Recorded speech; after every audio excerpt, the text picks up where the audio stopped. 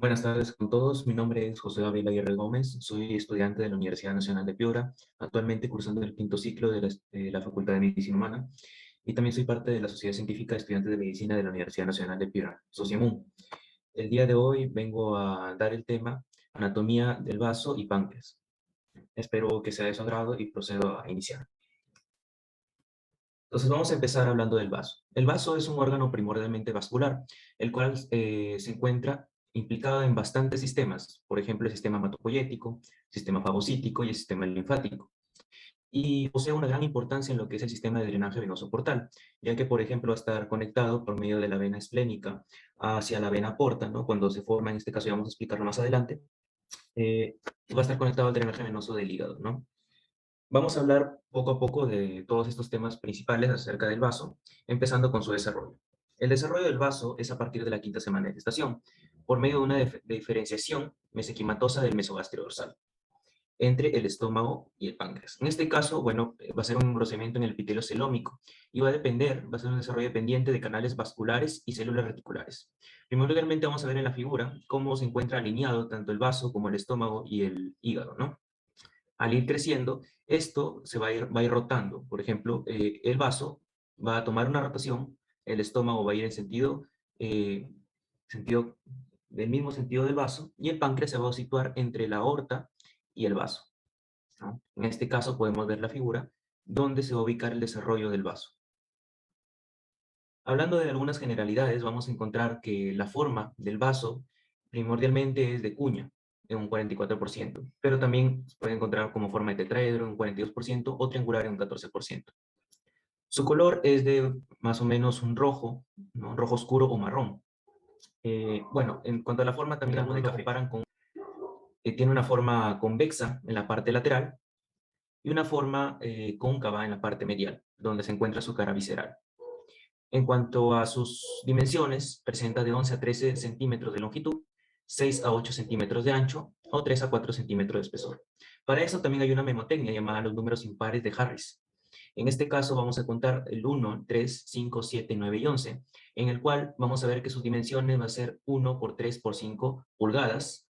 Su peso, bueno, aquí lo colocamos en gramos, es de 7 onzas, aproximadamente entre 70 y 250 gramos, y su ubicación está entre la novena y la onceava costilla.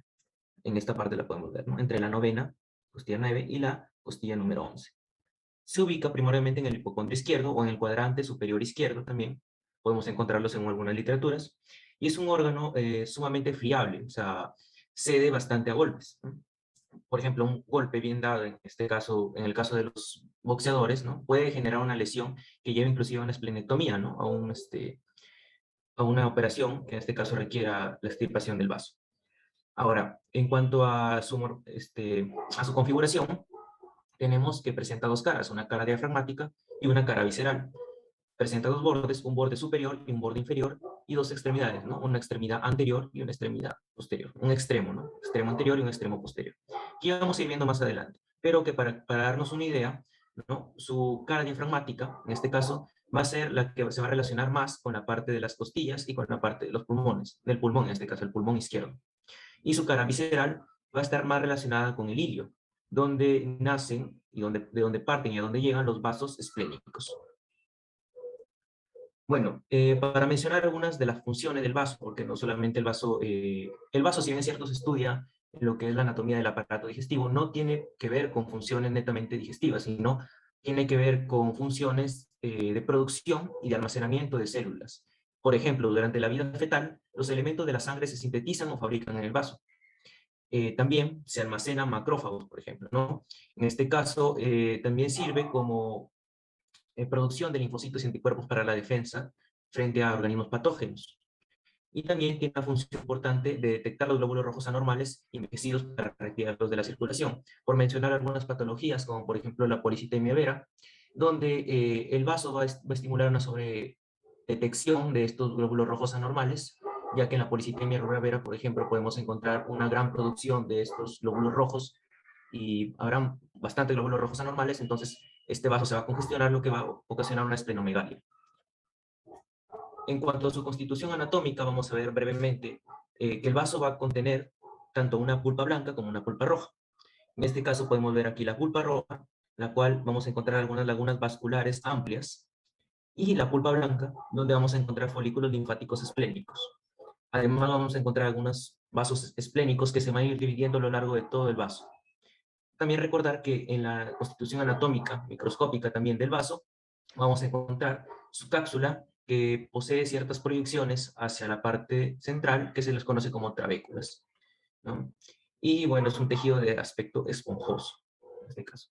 El vaso, como ya vamos a verlo más adelante, también se va a relacionar con otros órganos, en este caso, por ejemplo, con lo que es el páncreas, en el caso de este recubrimiento que vamos a verlo más adelante, que se le conoce como el aumento gastroesplénico por acá y el aumento pancreático esplénico, en este caso, y se va a relacionar ya que van a pasar ciertas estructuras por ahí, sus vasos, ¿no? Vasos, en este caso la arteria, aquí, por ejemplo, la arteria esplénica. Y también he puesto estas imágenes para ir dándonos una idea acerca de lo que vamos a hablar. En este caso, por ejemplo, vemos aquí la superficie, en este caso diafragmática del vaso, y algunas impresiones de las que vamos a hablar más adelante. Y para darnos una idea acerca de cuál va a ser el trayecto, en este caso de la arteria esplénica, un trayecto tortuoso, que vamos a explicar por qué. Entonces, para empezar a meternos una vez en lo que es la parte anatómica del vaso, vamos a ver algunos medios de fijación. En la parte izquierda, por ejemplo, podemos ver el ligamento, en este caso, si vamos hacia arriba, vamos a ver el ligamento freno esplénico, ¿no? Freno esplénico, o sea, relaciona el diafragma con el vaso. También podemos ver un ligamento gastroesplénico y un ligamento esplenocólico, que se ve en la parte inferior, también llamado ligamento esplenocólico de Buy, en el polo inferior del vaso hacia el ángulo esplénico del colon, ¿no? En la parte del medio vamos a ver que el vaso se va a relacionar tanto, como mencioné, con el páncreas como con el estómago, ¿no? En este caso, por medio de lo que es el aumento gastroesplénico, se va a relacionar con el estómago, ¿no? Con la curvatura mayor del estómago hacia el ilio del vaso, ¿no? Este va a tener un contenido, en este caso, de vasos gastromentales izquierdos y vasos gástricos cortos, o también llamados vasos gástricos de Kurter. En la parte de lo que es el aumento pancreático esplénico u aumento medio, en esta parte de aquí, vamos a ver que parte desde la cola del páncreas, ya vamos a hablar del páncreas, pero para irles adelantando, la cola del páncreas es la única que no es retroperitoneal, sino que ya está peritonizada, y esta se va hacia el ilio del vaso igualmente, ¿no? Y contiene vasos esplénicos y a la cola del páncreas. Y por acá tenemos, ¿no? En este caso también otro medio de fijación va a ser sus vasos, ¿no? Sus vasos, propios vasos también se encuentran fijándolo donde se ubican, ¿no? En este caso en la celdilla esplénica. Ahora, por mencionar una característica importante en este caso, como mencioné anteriormente, la arteria esplénica posee bastantes tortuosidades, en este caso, ¿no? Muy accidentada, por así decirlo. Esto debido a que el vaso es un órgano muy móvil, ¿no? Como mencioné, es un órgano friable. Entonces, esto se debe o se hipotetiza que la estructura de estos vasos le permite al vaso poderse mover, le permite esa movilidad. En cuanto a sus relaciones, vamos a ver entonces ya de una vez la cara diafragmática, ¿no? En relación con el receso postodiafragmático izquierdo, aquí, en esta parte, y con la base del pulmón izquierdo. Aquí delimitado de negro podemos ver el pulmón izquierdo, en este caso, ¿no? Este pulmón izquierdo cubre la mitad de la cara diafragmática, ¿no? Recordemos que la ubicación del vaso se encuentra entre la novena y la onceava costilla. Ahora, en su cara visceral, por aquí, podemos ver tres impresiones, como mencioné. Una impresión gástrica, una impresión cólica y una impresión renal. Aquí señalada, ¿no? Gástrica, cólica y renal. En cuanto a la impresión gástrica, se encuentra delante del ilio, ¿no? Delante del ilio del vaso. Eh, posee bastante relación con la cara posterior del estómago, con el fondo gástrico y con la transcavidad de los epiplones. En cuanto a la impresión cólica, se relaciona principalmente con el ángulo esplénico del colon. Y en cuanto a la impresión renal, posee una relación con el polo superior y la glándula suprarrenal del riñón izquierdo, ¿no? Recordemos que el vaso se encuentra en la parte de lo que es el hipocondrio izquierdo, ¿no? O también el cuadrante superior izquierdo, como ya mencioné. Ahora, este hilio, vamos a acercarnos un poco. Vamos a acercarnos un poco. Aquí en el hilio podemos ver cómo nacen, en este caso, si fueran las venas, y cómo llegan las arterias esplénicas, ¿no? Posee dos labios, en este caso donde se insertan, ¿no? También los conductos. Vamos a ver entonces, vamos a retroceder un poco. Y ahora vamos a ver este borde de aquí. En este podemos ver dos bordes en el vaso, un borde anterior y un borde posterior. En cuanto al borde posterior, es liso, netamente liso. En cuanto al borde anterior, posee dos escotaduras principalmente. Puede poseer dos o puede poseer más. Son vestigios de los lóbulos esplénicos, ¿no? Durante la formación del vaso se cree, en este caso, que el vaso nace de bastantes lóbulos esplénicos, los cuales se van uniendo, pero que al formar el vaso netamente, ya cuando nace, este va a formar dos escotaduras, ¿no? Las cuales van a ser los vestigios de que hubieron lóbulos esplénicos. Y también posee un extremo anterior o inferior, en este caso, sobre la flexura del colon. Aquí, debajo de la impresión cólica, está el extremo anterior inferior. Y un extremo postero superior que se encuentra en relación con el diafragma. Ahora, vamos a hablar entonces acerca de las arterias, las venas, los vasos linfáticos y los nervios del vaso. En cuanto a las arterias, principalmente vamos a encontrar a la arteria esplénica, ¿no? Esta arteria esplénica, la cual su trayecto también va a tener mucha relación con el páncreas, ya que va a tener una parte prerrenal, prepancreática, retopancreática y una parte suprapancreática. Entonces, va a seguir el trayecto, en este caso, hacia el ilio del vaso, ¿no? Va a entrar hacia el ilio del vaso y se va a comenzar a dividir, como ya lo vimos en figuras anteriores. Y presenta bastantes curvaturas, como ya mencioné, debido a que el vaso es un órgano friable y muy móvil, y va a necesitar de esta configuración para poder tener esta capacidad. Ya que, por ejemplo, si fuese una arteria que no se pueda mover, o sea, que no tenga estas curvaturas, cualquier movimiento mal dado, en este caso, que pueda comprometer la estructura del vaso va a terminar en una sala de operaciones como una esplenectomía, ¿no? En cuanto a las venas, la vena principal es la vena esplénica, ¿no? Esta vena esplénica, en este caso, van a ser de venas trabeculares que se ven a nivel microscópico, que se unen y forman venas segmentarias. Estas venas segmentarias se van a unir y van a formar venas lobulares, que van a tener un número de 5 a 7 en este caso.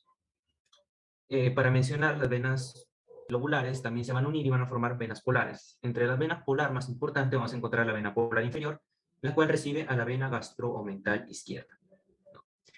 Ya formada la vena esplénica se va a desplazar detrás del páncreas y va a recibir a la vena mesentérica inferior, donde va a formar en este caso esta vena que se llama tronco espleno-mesentérico.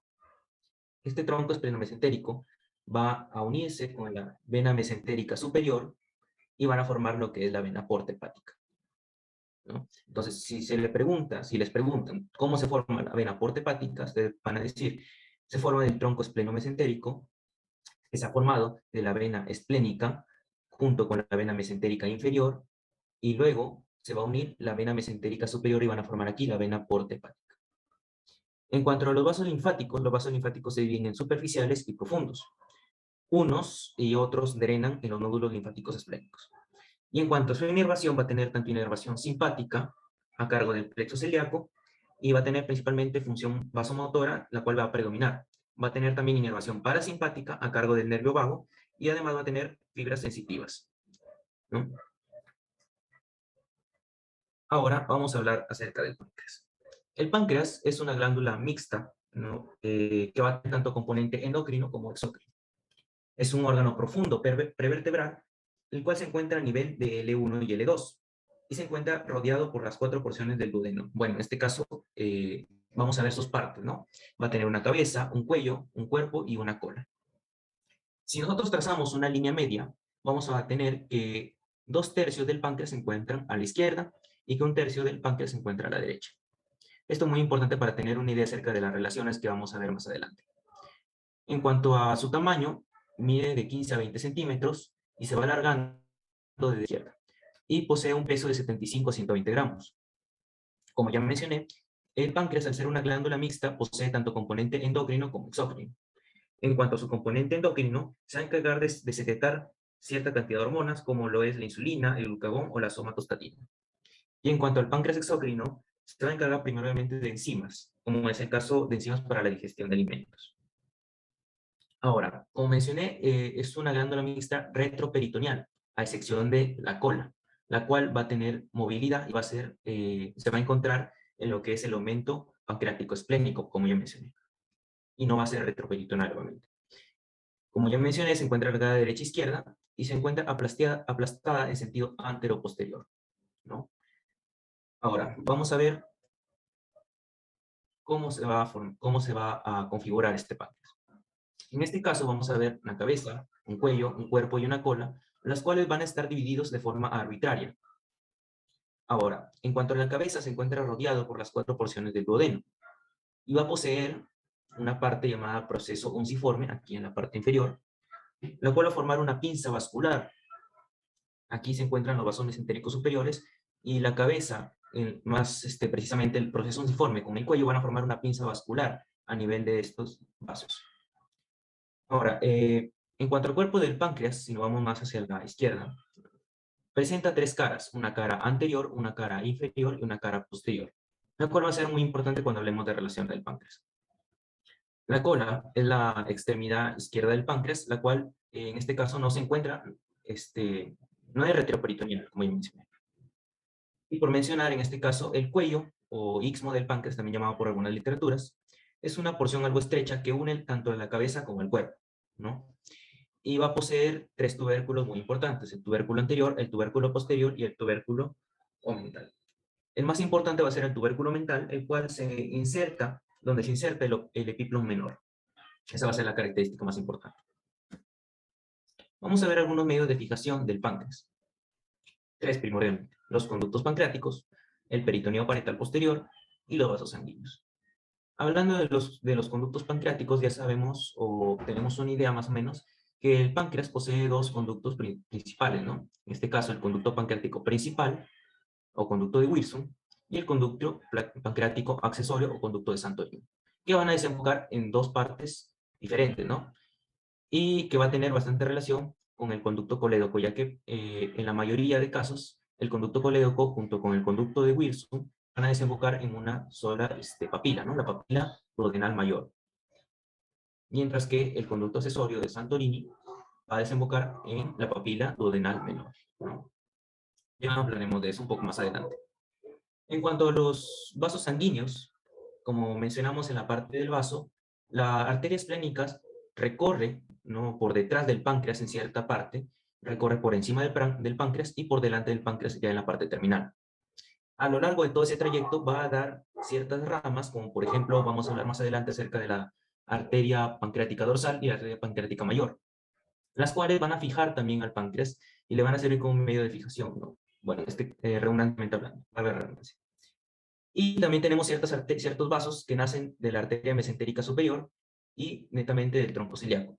Por ejemplo, aquí tenemos que del tronco celíaco nace la arteria hepática común, la cual va a dar un ramo llamado la arteria gastroduodenal, que va a dar 2 ramos que ya vamos a mencionarlos en la parte de vasos del páncreas.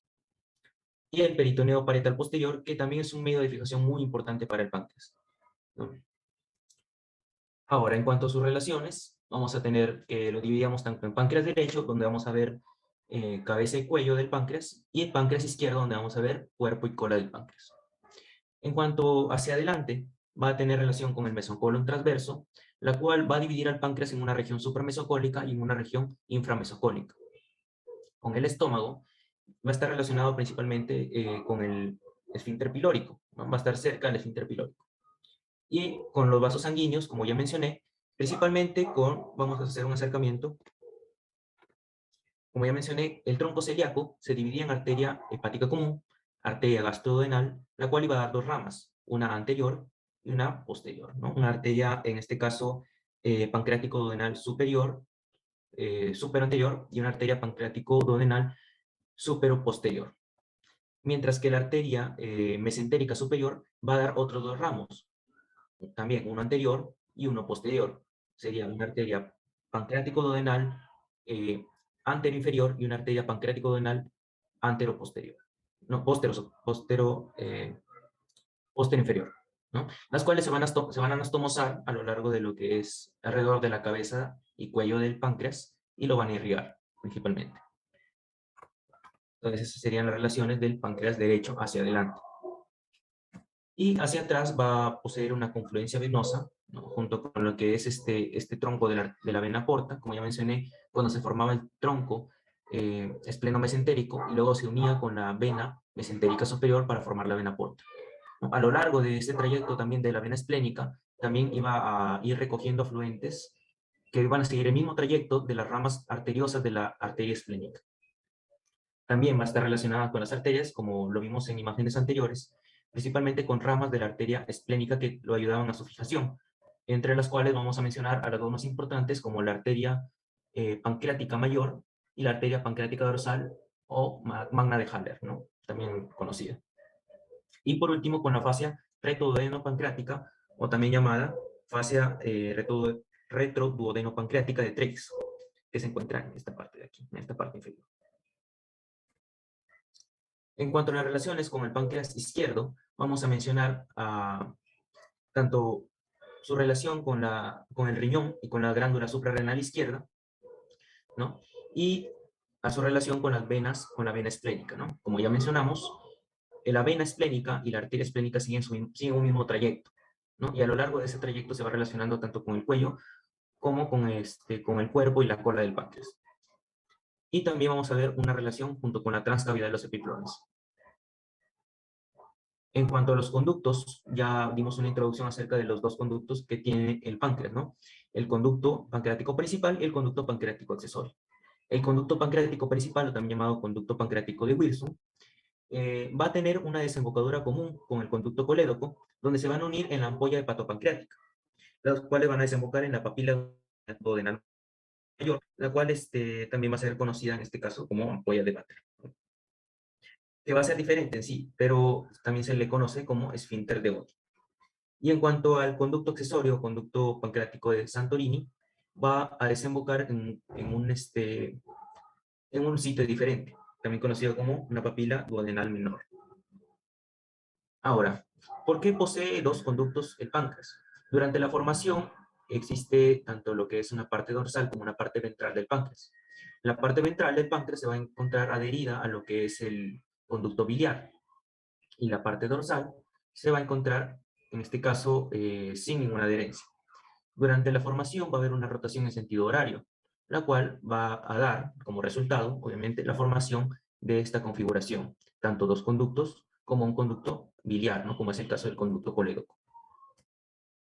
Ahora, en cuanto a los vasos y nervios, vamos a mencionar principalmente que la irrigación se encuentra a cargo de la arteria hepática, la arteria esplénica y la arteria mesentérica superior.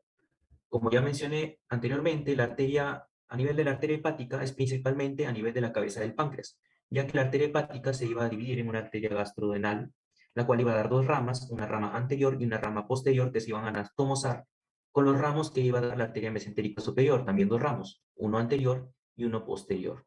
Iban a formar este circuito, ¿no? A lo largo de la cabeza y cuello del páncreas.